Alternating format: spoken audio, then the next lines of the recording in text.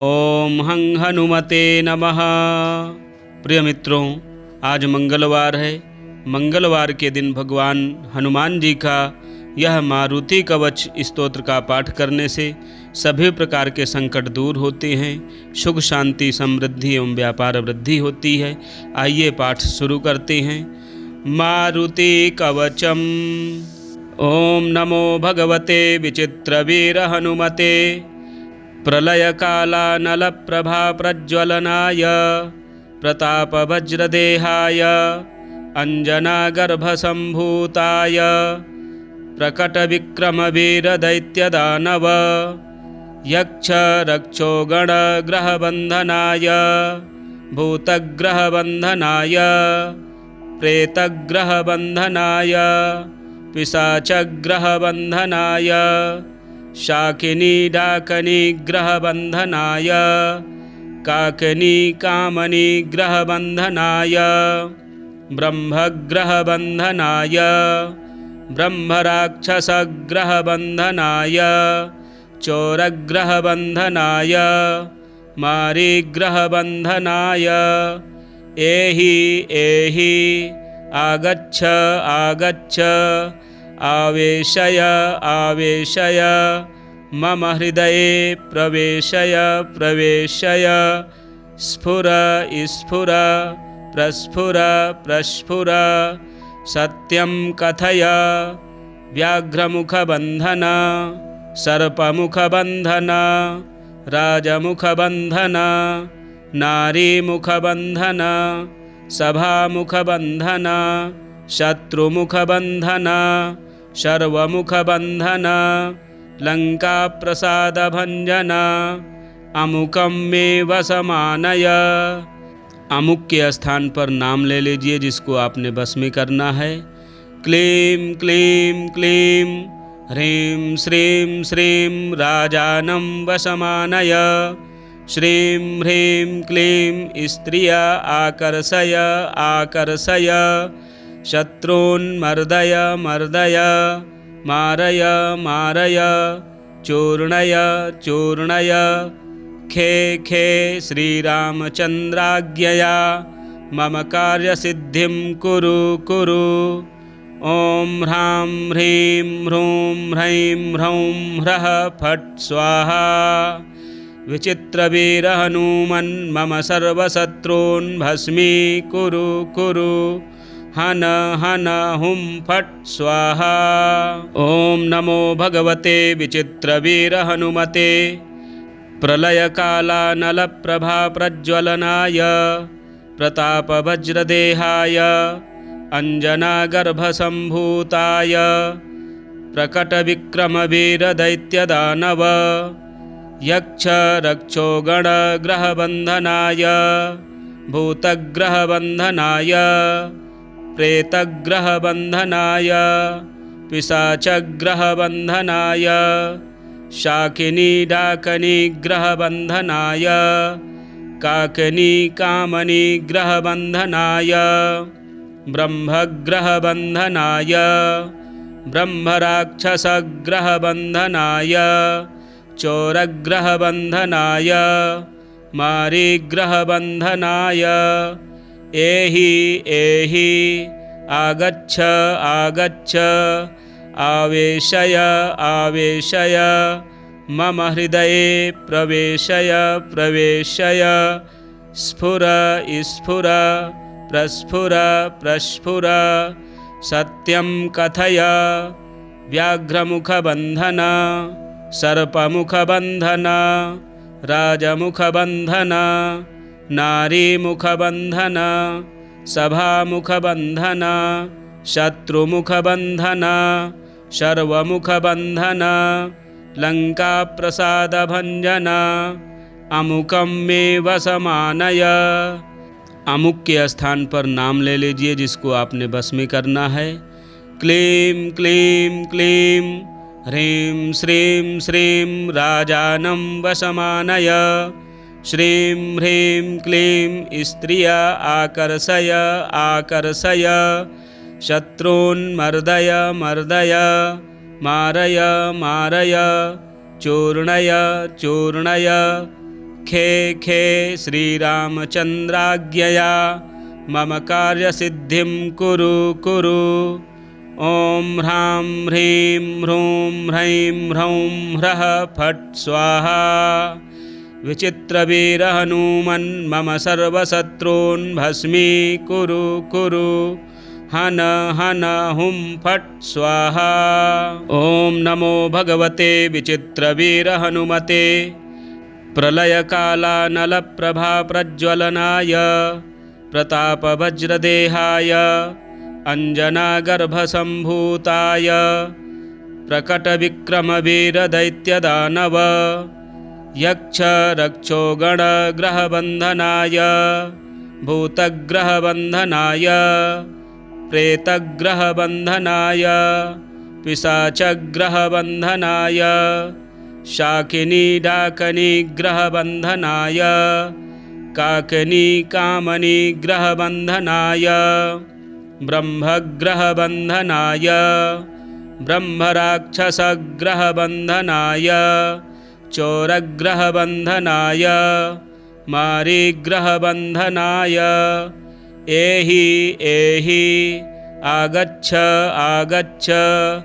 आवेशय आवेशय मम हृदये प्रवेशय प्रवेशय स्फुर स्फुर प्रस्फुर प्रस्फुर सत्यं कथय व्याघ्रमुखबन्धन सर्पमुखबन्धन राजमुखबन्धन नारीमुखबन्धन सभामुखबन्धन शत्रुमुखबन्धन सर्वमुखबन्धन लंकाप्रसादभञ्जन अमुकं मे वशमानय।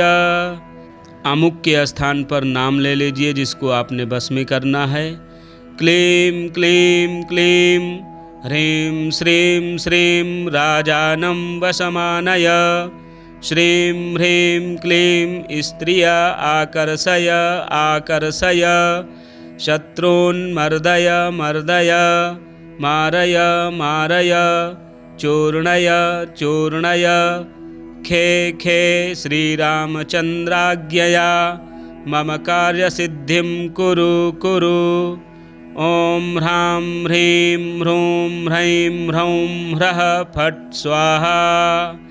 विचित्रवीरहनुमन् मम सर्वशत्रून् भस्मीकुरु कुरु। हन हन हुं फट् स्वाहा। ॐ नमो भगवते विचित्रवीरहनुमते प्रलयकालानलप्रभाप्रज्वलनाय प्रतापवज्रदेहाय अञ्जनागर्भसम्भूताय प्रकटविक्रमवीरदैत्यदानव यक्षरक्षोगणग्रहबन्धनाय भूतग्रहबन्धनाय प्रेतग्रहबन्धनाय पिशाचग्रहबन्धनाय शाकिनीडाकनिग्रहबन्धनाय काकनीकामनिग्रहबन्धनाय ब्रह्मग्रहबन्धनाय ब्रह्मराक्षसग्रहबन्धनाय चोरग्रहबन्धनाय मारीग्रहबन्धनाय एहि एहि आगच्छ आगच्छ आवेशय आवेशय मम हृदये प्रवेशय प्रवेशय स्फुर स्फुर प्रस्फुर प्रस्फुर सत्यं कथय व्याघ्रमुखबन्धन सर्पमुखबन्धन राजमुखबन्धन नारीमुखबन्धन सभामुखबन्धन शत्रुमुखबन्धन सर्वमुखबन्धन लंकाप्रसादभञ्जन अमुकं मे वशमानय। अमुक के स्थान पर नाम ले लीजिए जिसको आपने बस में करना है। क्लीं क्लीं क्लीं ह्रीं श्रीं श्रीं राजानं वशमानय। श्रीं ह्रीं क्लीं स्त्रिया आकर्षय आकर्षय शत्रून् मर्दय मर्दय मारय मारय चूर्णय चूर्णय।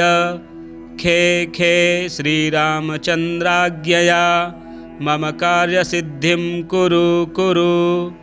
ॐ ह्रां ह्रीं ह्रूं ह्रैं ह्रौं ह्रः फट् स्वाहा। विचित्रवीरहनुमन् मम सर्वशत्रून् भस्मीकुरु कुरु। हन हन हुं फट् स्वाहा। ॐ नमो भगवते विचित्रवीरहनुमते प्रलयकालानलप्रभाप्रज्वलनाय प्रतापवज्रदेहाय अञ्जनागर्भसम्भूताय प्रकटविक्रमवीरदैत्यदानव यक्षरक्षोगणग्रहबन्धनाय भूतग्रहबन्धनाय प्रेतग्रहबन्धनाय पिशाचग्रहबन्धनाय शाकिनीडाकनिग्रहबन्धनाय काकनीकामनिग्रहबन्धनाय ब्रह्मग्रहबन्धनाय ब्रह्मराक्षसग्रहबन्धनाय चोरग्रहबन्धनाय मारीग्रहबन्धनाय एहि एहि आगच्छ आगच्छ आवेशय आवेशय मम हृदये प्रवेशय प्रवेशय स्फुर स्फुर प्रस्फुर प्रस्फुर सत्यं कथय व्याघ्रमुखबन्धन सर्पमुखबन्धन राजमुखबन्धन नारीमुखबन्धन सभामुखबन्धन शत्रुमुखबन्धन सर्वमुखबन्धन लङ्काप्रसादभञ्जन अमुकं मे वशमानय। अमुक के स्थान पर नाम ले लीजिए जिसको आपने बस में करना है। क्लीं क्लीं क्लीं ह्रीं श्रीं श्रीं राजानं वशमानय। श्रीं ह्रीं क्लीं स्त्रिया आकर्षय आकर्षय शत्रून् मर्दय मर्दय मारय मारय चूर्णय चूर्णय। खे खे श्रीरामचन्द्राज्ञया मम कार्यसिद्धिं कुरु कुरु। ॐ ह्रां ह्रीं ह्रूं ह्रैं ह्रौं ह्रः फट् स्वाहा। विचित्रवीरहनुमन् मम सर्वशत्रून् भस्मीकुरु कुरु। हन हन हुं फट् स्वाहा। ॐ नमो भगवते विचित्रवीरहनुमते प्रलयकालानलप्रभाप्रज्वलनाय प्रतापवज्रदेहाय अञ्जनागर्भसम्भूताय प्रकटविक्रमवीरदैत्यदानव यक्षरक्षोगणग्रहबन्धनाय भूतग्रहबन्धनाय प्रेतग्रहबन्धनाय पिशाचग्रहबन्धनाय शाकिनीडाकनिग्रहबन्धनाय काकनीकामनिग्रहबन्धनाय ब्रह्मग्रहबन्धनाय ब्रह्मराक्षसग्रहबन्धनाय चोरग्रहबन्धनाय मारीग्रहबन्धनाय एहि एहि आगच्छ आगच्छ आवेशय आवेशय मम हृदये प्रवेशय प्रवेशय स्फुर स्फुर प्रस्फुर प्रस्फुर सत्यं कथय व्याघ्रमुखबन्धन सर्पमुखबन्धन राजमुखबन्धन नारीमुखबन्धन सभामुखबन्धन शत्रुमुखबन्धन सर्वमुखबन्धन लङ्काप्रसादभञ्जन अमुकं मे वशमानय। अमुक के स्थान पर नाम ले लीजिए जिसको आपने बस में करना है। क्लीं क्लीं क्लीं ह्रीं श्रीं श्रीं राजानं वशमानय। श्रीं ह्रीं क्लीं स्त्रिया आकर्षय आकर्षय शत्रून् मर्दय मर्दय मारय मारय चूर्णय चूर्णय। खे खे श्रीरामचन्द्राज्ञया मम कार्यसिद्धिं कुरु कुरु। ॐ ह्रां ह्रीं ह्रूं ह्रैं ह्रौं ह्रः फट् स्वाहा। विचित्रवीरहनुमन् मम सर्वशत्रून् भस्मीकुरु कुरु। हन हन हुं फट् स्वाहा। ॐ नमो भगवते विचित्रवीरहनुमते प्रलयकालानलप्रभाप्रज्वलनाय प्रतापवज्रदेहाय अञ्जनागर्भसम्भूताय प्रकटविक्रमवीरदैत्यदानव यक्षरक्षोगणग्रहबन्धनाय भूतग्रहबन्धनाय प्रेतग्रहबन्धनाय पिशाचग्रहबन्धनाय शाकिनीडाकनिग्रहबन्धनाय काकनीकामनिग्रहबन्धनाय ब्रह्मग्रहबन्धनाय ब्रह्मराक्षसग्रहबन्धनाय चोरग्रहबन्धनाय मारीग्रहबन्धनाय एहि एहि आगच्छ आगच्छ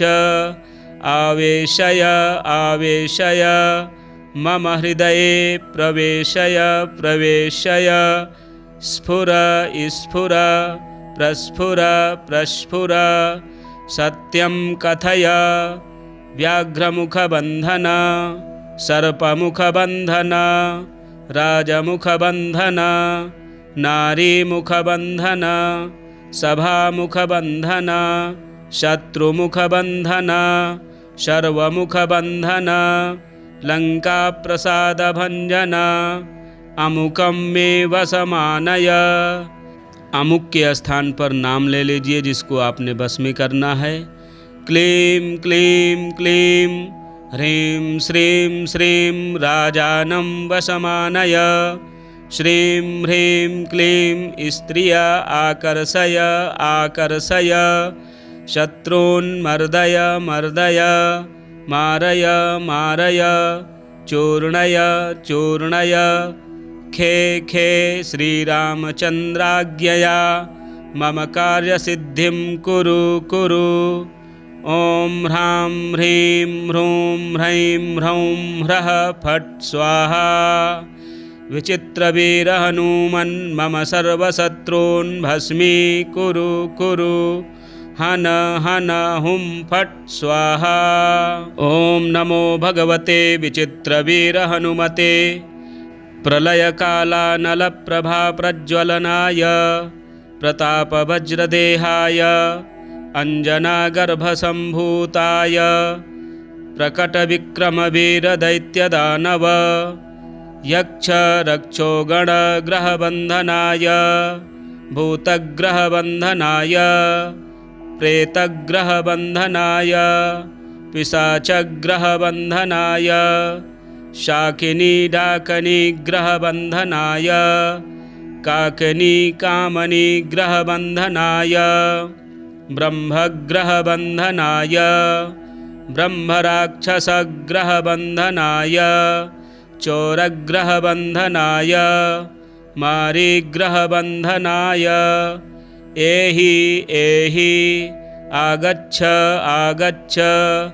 आवेशय आवेशय मम हृदये प्रवेशय प्रवेशय स्फुर स्फुर प्रस्फुर प्रस्फुर सत्यं कथय व्याघ्रमुखबन्धन सर्पमुखबन्धन राजमुखबन्धन नारीमुखबन्धन सभामुखबन्धन शत्रुमुखबन्धन सर्वमुखबन्धन लंकाप्रसादभञ्जन अमुकं मे वशमानय।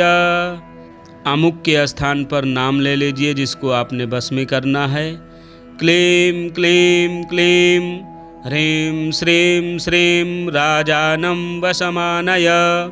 श्रीं ह्रीं क्लीं स्त्रिया आकर्षय आकर्षय शत्रून्मर्दय मर्दय मारय मारय चूर्णय चूर्णय खे खे श्रीरामचन्द्राज्ञया मम कार्यसिद्धिं कुरु कुरु। ॐ ह्रां ह्रीं ह्रूं ह्रैं ह्रौं ह्रः फट् स्वाहा। विचित्रवीरहनुमन् मम सर्वशत्रून् भस्मीकुरु कुरु। हन हन हुं फट् स्वाहा।